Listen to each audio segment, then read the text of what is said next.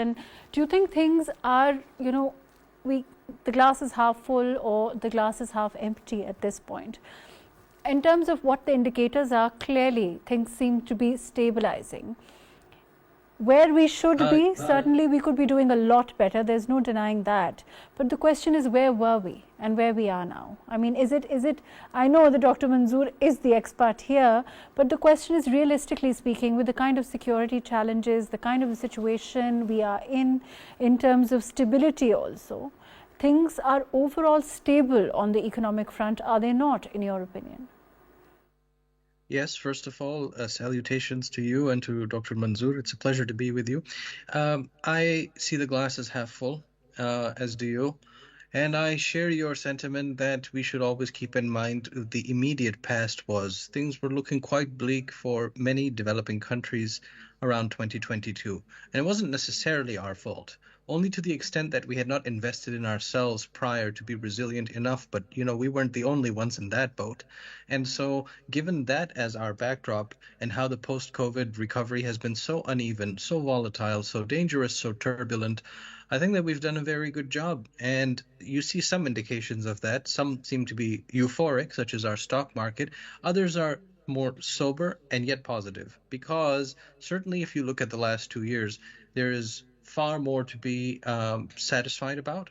And now the road ahead, which you have correctly spoken of previously, the road ahead is long and it requires sacrifice. But at least we don't have the immediacy of a crisis on our shoulders, and that's already a good thing. In terms of export growth, as far as, very little or more, again, Manzoor Saab, Dr. Manzoor said that it should be above 25%. It's maybe at 8% at this time.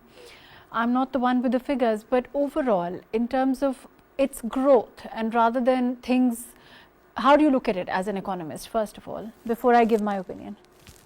Well, I agree with Dr. Saab on this, but the most important thing for us is to develop a degree of economic complexity. Because if we are just concentrated on a limited number of exports, then the volatility tends to be very high, and you can be at the mercy of even minor regulations changing things, such as GSP Plus, for example.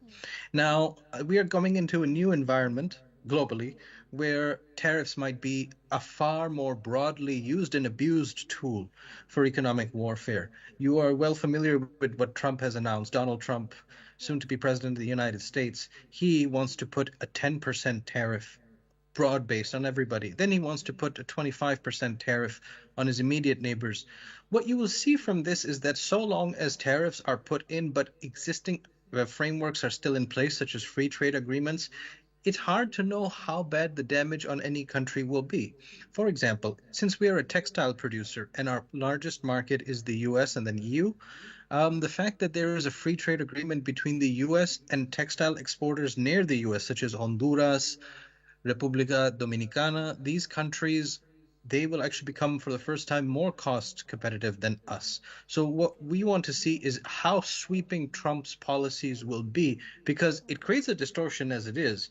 But will it create distortions upon distortions that will impact our exports? I don't think enough is being said about this, and that's why I wanted to highlight this, because export growth is fundamentally an indigenous initiative where you produce and then you sell abroad, but someone's got to be there to buy it. And that's where the questions will also come up. And I think that trade overall will be disrupted significantly globally over at least the next 2 years, the first 2 years of Donald Trump's term. But overall, in terms of, for example, state-owned enterprises are concerned, yes, it has been something that should have been done ages ago, and successive governments have tried. But other governments have perhaps not come as far as this one has. Isn't that also true? And where we are headed at this time? That is absolutely true. That is absolutely true, that there's far more political will right now to divest state-owned enterprises. But the concern is something that I think your audience will understand is it doesn't quite matter if it's state-owned or private. What really matters is that the leadership of every enterprise works with sincerity. There are actually cases in Pakistan of things that were privatized, and in private hands they were really, really misused. I'm not going to name names, but they were really badly done in the private hands. So whether it's state or private, if the leadership of that entity, that enterprise, doesn't run it with sincerity, with a long-term vision, you will see the problems. And so I don't necessarily automatically see divestiture as a catch-all solution, one size fits all. But in our case, overall, given the burden on the state, it was the right thing. And you're correct to note that there has never been a stronger political will, and that is partly because we have the buffer of the IMF to justify decisions that you, as you said correctly, had to be taken a long time ago. Fair enough. Let me come back. Dr. Usman, do you think that, of course, as far as pledges of support by other countries are concerned, we have had some, but do you think that, these pledges will, and of course, in terms of the UAE, as far as Saudi Arabia is concerned, as far as China is concerned, we do expect more, and that's also quite realistic, no? Yes, but fundamentally, I believe that we now have the capability to stand on our own feet. What we require from other countries is cooperation and openness for economic activity. Saudi Arabia, UAE, and China have been outstanding friends, all-weather friends. And just the mere fact that they help with the rollover of liabilities to them is in itself a great thing. But credit to them for their time-tested friendship. And of course, now I believe that as we have discussed, things are getting better. Now we are in a phase where we can start to think about how we would like to do business with the rest of the world as a whole, and not be in dependency of any kind. Plus, surprising that there's going to be a lot of countries with dependencies of various kinds, just because the world economy is going to be quite topsy-turvy over the next 2 years. We shouldn't be one of those countries. So, insofar as our close friends go, I'm very satisfied with the relationship, and I don't expect any issues on that front. But I do expect us to bring more to the table, because Pakistan has a lot to bring to the table for Saudi Arabia, UAE, and China, and then for the rest of the world as well. And that's actually the mindset we should be operating with now, since we're not in a crisis right now. And your stock market is doing so well, just as one bellwether. Things are now in a different. We should be thinking in a different state of mind now, really. And what state of mind would that be? We are not, more optimistic, you're saying? Yes, a mindset of openness, optimism, and growth. Because now that we have put reform in motion, the signal to the rest of the world should be that the burdens of the past have been shed, and that we are a serious player who wants to do business, who wants to contribute, who wants to lead to global stability and global growth, be a valuable contributor to the world community, really. And that has a very large trade and economic element too. So what I'm saying is that we need kind of a refresher mentally, because it's been a tough decade, but doesn't mean we have to be mired in that state of mind forever. And I think that there's plenty of reasons to think. I mean, if you believe that things are getting better, then you should also believe that our mindset should adapt to that betterment and move forward. Fair enough. But Dr. Usman, what about, of course, one of the other challenges that we've seen are structural reforms.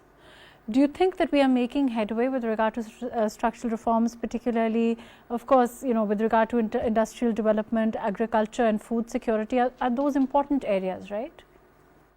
They absolutely are important areas, and you certainly see the political will there to start to set things in the correct motion, and they have already been set on the right path. The question is always about execution. How far can you go, rather than just making those incipient reforms that may be shallow and then can be reversed also? You want to have deep-seated reforms that actually alter the structure, hence the structural reform element.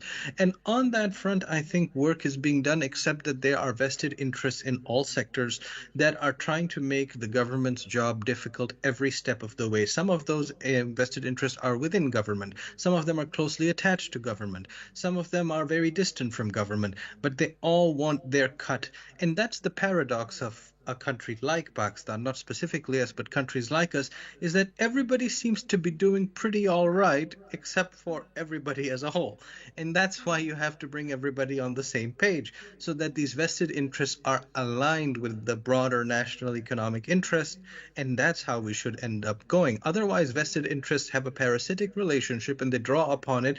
And any effort to be reformed will at best be superficial and probably reversed in due course. And that's not not what you and I want. What we want is for the deep structure to alter for the benefit of a people that are growing in demographic size, that are moving forward, that are young, that want to engage with the rest of the world, that are keen to unleash their economic energies. So that's what we're aiming for.